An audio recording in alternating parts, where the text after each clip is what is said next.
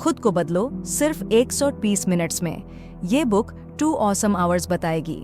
Open plan office, telecommuting jobs और freelancing को देखकर लगता है कि काम करने की जगह भटकाने वाली चीज़ों से भरी हुई है, लेकिन एक छोटे से हैक के साथ आप अपने दिमाग को फिर से काबू में कर सकते हैं, आपकी मेंटल एनर्जी को संभालने में और आपके दिमाग को अच्छी तरह से इस्तेमाल करने में आपकी मदद करती है। आपको अपने आप को बदलने के लिए सिर्फ 120 मिनट लगेंगे। कोई भी जो अपने काम को लेकर परेशान है, कोई भी जो एक अच्छा साइकोलॉजिकल और बायोलॉजिकल तरीका ढूंढकर अपने आप को बदलना चाहता है, फ्रीलांसर्स जो अपने समय का अच्छे से इस्तेमाल करना चाहते हैं, ये बुक सिर्फ उनके लिए ही है। मैं आरती चौधरी आपका भगीरथ ऑडियो हब चैनल में स्वागत करती हूँ। आइए इस बुक समरी को शुरू करते हैं। लेखक के बारे में। जोश डेविस न्यूरो लीडरशिप इंस्टीट्यूट में रिसर्च के प्रमुख प्रोफेसर और डायरेक्टर हैं। उन्होंने कोलंबिया विश्वविद्यालय से मनोविज्ञान की डॉक्टरेट की डिग्री प्राप्त की और कॉग्निशन और रेगुलेशन ऑफ इमोशन जैसे रिसर्च क्षेत्र में बहुत काम किया है। ये किताब आपको क्यों सुननी चाहिए? कभी कभी आप पूरे दिन बिजी रहते हैं, लेकिन आप कुछ भी ढंग का काम नहीं कर पाते हैं। आपको लगता है कि आपका सारा समय ईमेल्स चेक करने, मीटिंग्स में, कुलीग के साथ बात करने में और बाकी छोटे मोटे काम करने में जाता है। तो आप इन कामों को करने से कैसे बच सकते हैं? इन अध्यायों में 5 स्ट्रैटेजीज हैं जो आपको आपका टाइम और दिमाग कहीं और बर्बाद करने से रोकेंगे। ये आपके लिए कुछ नियम बना देंगी और आपको अपना काम सही तरीके से करने में मदद करेंगी। इसकी मदद से आप दिन में कम से कम 2 घंटे हाईली प्रोडक्टिव रह सकते हैं। अचानक रुकावट होने पर भी अच्छे से काम कैसे करें? अपने मन को कुछ देर के लिए भटकने देना आपके काम के लिए अच्छा कैसे हो सकता है? ज्यादा खाने से आप बेहतर काम कैसे कर सकते हैं? बहुत इफेक्टिव बनने के लिए आपको अच्छे फैसले लेने होंगे। आप रोज बहुत से ऐसे काम करते हैं जो आपकी आदत में है। सोचिए आप कितनी बार अपने बिस्तर से उठे हैं, कपड़े पहने हैं, अपने ईमेल चेक किए हैं और कितनी बार मीटिंग्स में गए हैं। ये सारे काम हम ऑटोमेटिक ही करते हैं क्योंकि ये हमारे डेली रूटीन का हिस्सा है। हम शायद ही इनमें से कोई चीज़ करने से पहले सोचते हैं कि हम ये काम क्यों कर रहे हैं। ऐसा हो सकता है कि आपका डेली रूटीन आपका बहुत सारा समय और एनर्जी वेस्ट कर देता है और आपको पता भी नहीं चलता है। विवेक का एग्जाम्पल ले, क्योंकि वह एक कंसल्टेंट है, तो मंथली एनालिसिस रिपोर्ट लिखना उसके लिए बहुत ज़रूरी काम था, लेकिन वो इसे करने के बजाय लोगों के दर्जनों ईमेल का जवाब देता रहा। ईमेल्स को चेक करना उसके डेली रूटीन का हिस्सा है और विवेक हमेशा अपने इस काम को प्रायोरिटी देता है, जबकि उसका ज़रूरी काम कुछ और है। हम भी विवेक की तरह डेली रूटीन को प्रायोरिटी देते हैं और अपना काम अटका देते हैं। इसे कैसे बदला जा सकता है? एक सही डिसीजन लेकर आपको एक डिसीजन तब लेना पड़ता है जब आपका कोई काम पूरा हो जाता है या रुक जाता है। ऐसे वक्त आपको चुनना होता है कि आप आगे क्या करेंगे। आइए एक एग्जाम्पल से समझते हैं। आपका एक कुलीग आपके डेस्क पर आता है और आपको लंच पर चलने के लिए कहता है। अब आपका रिपोर्ट ड्राफ्टिंग का काम बीच में रुक गया। यहाँ पर आपको एक डिसीजन लेना है कि या तो आप उसे मना कर दें और अपना काम पूरा करें, या फिर अपने काम से ब्रेक लेकर उसके साथ लंच पर जाएं। अगर आप सोच समझकर डिसीजन लेंगे तो ये आपके काम ऐसे छोटे मोटे डिसीजन लेते रहेंगे और अपना काम करते रहेंगे, तो आप अपना काम समय पर और बहुत अच्छे से कर पाएंगे। अपने दिमाग को काबू करने से आप किसी भी काम को अच्छी तरह से कर सकते हैं। ऐसा बहुत कम देखने को मिलता है कि कोई एक बार में एक ही काम कर रहा हो। हम अपनी सारी जिम्मेदारियों को पूरा करने के लिए एक बार में बहुत सारे काम करते हैं। क्या आपको अपने ईमेल चेक करना चाहिए या मीटिंग की तैयारी करनी चाहिए? एक अच्छा डिसीजन लेना जरूरी है। दुर्भाग्य से बहुत सारे काम एक साथ करने से हमारा दिमाग थक जाता है और हमारी सोचने की शक्ति खत्म हो जाती है। ये तब होता है जब आपके दिमाग का एग्जीक्यूटिव फंक्शन बहुत ज़्यादा काम करता है। ये फंक्शन चीज़ें मैनेज, रेगुलेट और कंट्रोल करने में मदद करती है। यदि आप मीटिंग की तैयारी करते समय ईमेल अलर्ट स्विच ऑफ कर देते हैं, तो आप बेफिक्र होकर अपनी मीटिंग पर ध्यान दे सकते हैं। कोई डिसीजन लेना जो आपके रूटीन का हिस्सा है या ज़रूरी नहीं है, आपके दिमाग की एनर्जी को ख़त्म करती है। नेटवर्किंग, एक साथ कई काम करना, प्रोजेक्ट प्लानिंग और शेड्यूलिंग, ये सब वो काम है जो आपके दिमाग को थका देते हैं। जाहिर है हम सारे कामों को टाल नहीं सकते जो हमारे दिमाग को थकाते हैं, लेकिन अगर आपको पता है कि कौन सा काम आपको थका सकता है, तो आप उससे अच्छी तरह निपट सकते हैं और आप उस काम पर ज़्यादा ध्यान देंगे जो आपके लिए ज़्यादा ज़रूरी होगा। उन कामों को पहचानें जो आपको ज़्यादा थकाते हैं और इससे पहले कि आप उस काम में लगे, उससे अच्छे से समझ लें।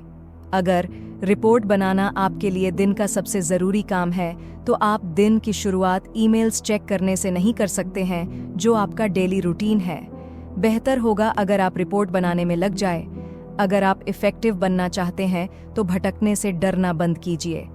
हम सभी जल्द से जल्द काम पूरा करने की कोशिश में फ्रस्ट्रेट होते हैं, खासकर तब जब हमें बहुत सारे कॉल्स और मैसेज आते हैं। ऐसे में अपने काम पर फोकस करना मुश्किल हो जाता है, लेकिन इसका एक फ़ायदा भी है।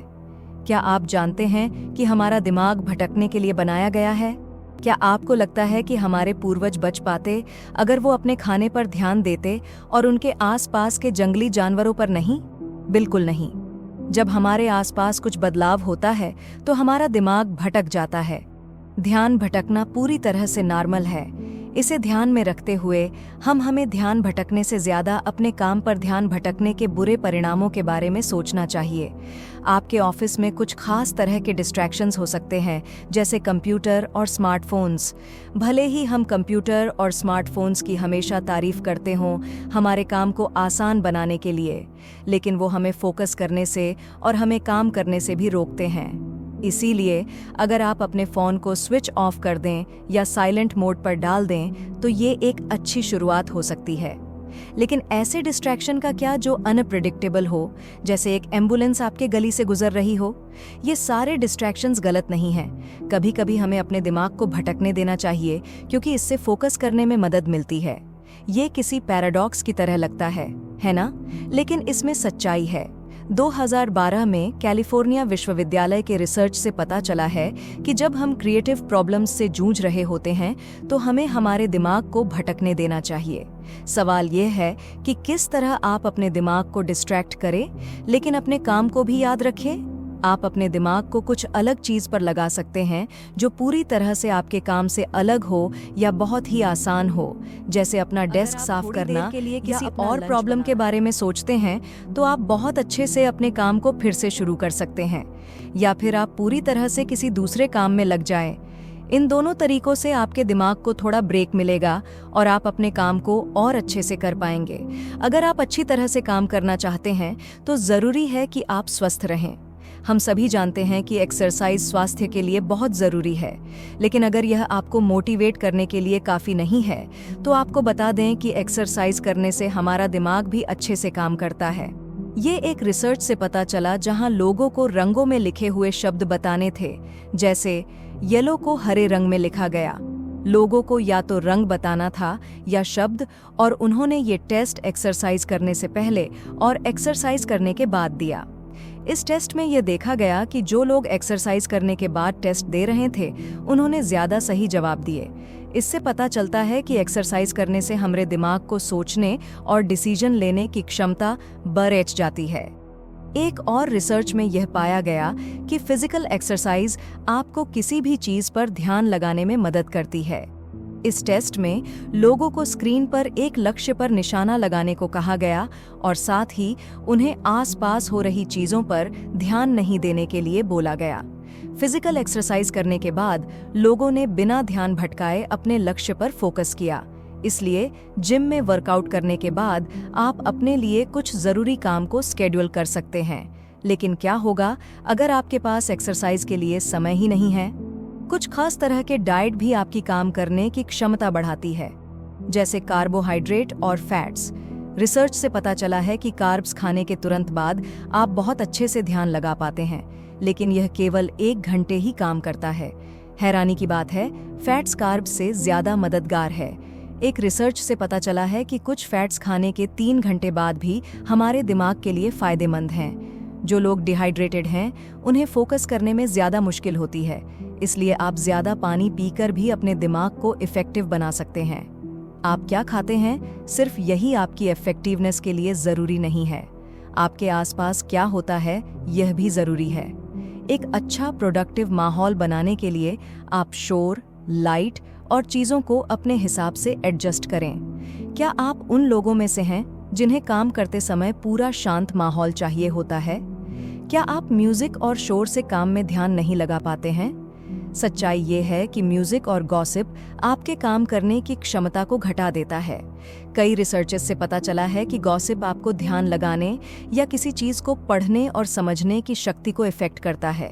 इसलिए जब आप अपने काम को अच्छे से करना चाहते हैं तो आप ऑफिस में अकेले बैठें या लोगों से दूर रहें ताकि कोई आपको डिस्टर्ब ना करे। इसके अलावा कुछ खास तरह की लाइटें आपको काम करने के लिए अच्छा माहौल दे सकती हैं, जैसे नीली रोशनी और चमकदार सफेद रोशनी आपको काम पर फोकस करने में मदद करती है। इंग्लैंड में हुई एक रिसर्च के दौरान दो एक जैसे ऑफिस में अलग अलग लाइटिंग की, वाइट और ब्लूइश वाइट।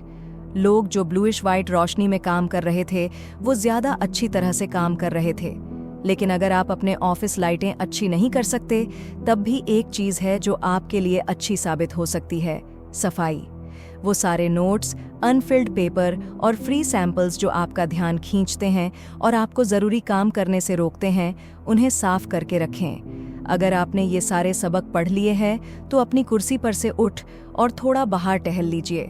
जब आप टहल कर वापस आएंगे तो आप ये सारी स्ट्रेटजीज को इस्तेमाल करना शुरू कर सकते हैं। कंक्लूजन: आप 5 आसान स्ट्रेटजीज का पालन करके रोज कम से कम 2 घंटे अपने आप को इफेक्टिव कर सकते हैं।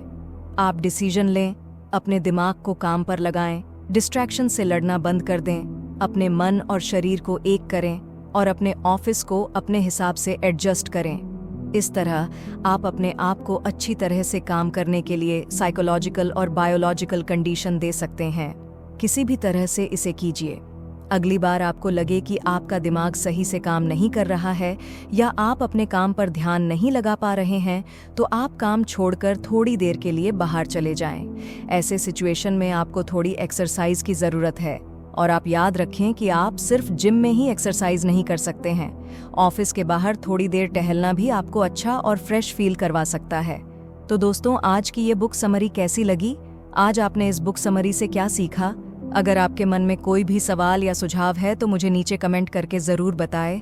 आपका बहुमूल्य समय देने के लिए दिल से धन्यवाद। Wish you all the very best.